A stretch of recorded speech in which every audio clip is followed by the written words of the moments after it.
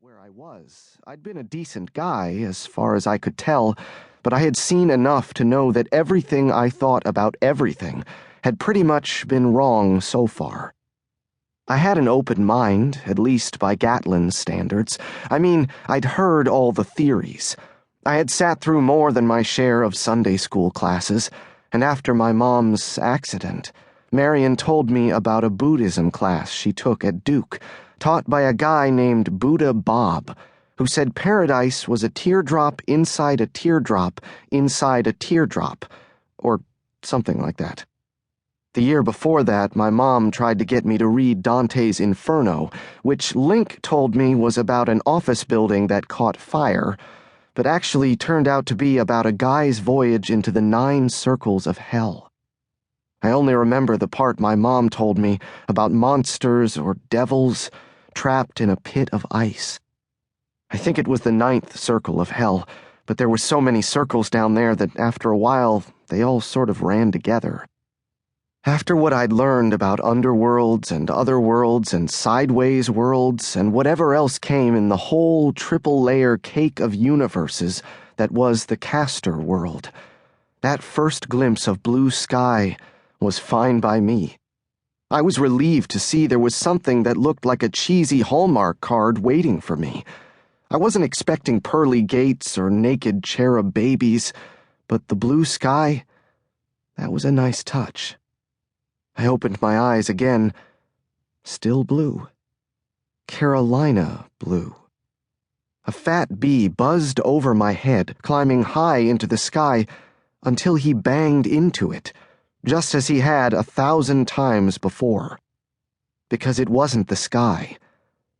It was the ceiling. And this wasn't heaven. I was lying in my old mahogany bed in my even older bedroom at Wate's Landing. I was home.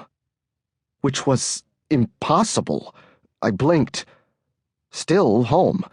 Had it been a dream? I desperately hoped so. Maybe it was, just like it had been every single morning for the first 6 months after my mom died. Please, let it have been a dream. I reached down and searched the dust under my bed frame. I felt the familiar pile of books and pulled one out.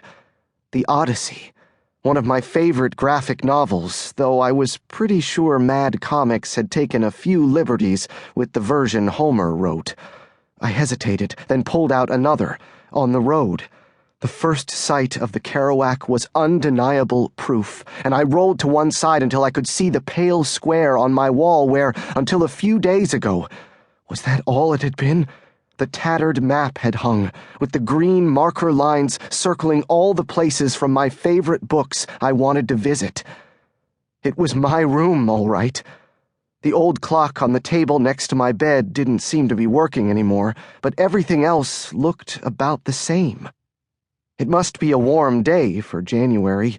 The light that came flooding in from the window was almost unnatural, sort of like I was in one of Link's bad storyboards for a Holy Rollers music video. But aside from the movie lighting, my room was exactly the way I'd left it. Just like the books under my bed, the shoeboxes holding my whole life story were still there lining my walls. Everything that was supposed to be there was there. At least as far as I was concerned. Except Lena. Elle? You there? I couldn't feel her. I couldn't feel anything. I looked at my hands. They seemed all right, no bruises. I looked at my plain white t-shirt, no blood, no holes in my jeans or my body. I went to my bathroom and looked at myself in the mirror above my sink. There I was, same old Ethan Wate. I was still staring at my reflection when I heard a sound from downstairs. Amma? My heart felt like it was pounding, which was pretty funny since when I woke up, I wasn't even sure it was beating. Either way, I could hear the familiar sounds of my house coming from down in the kitchen.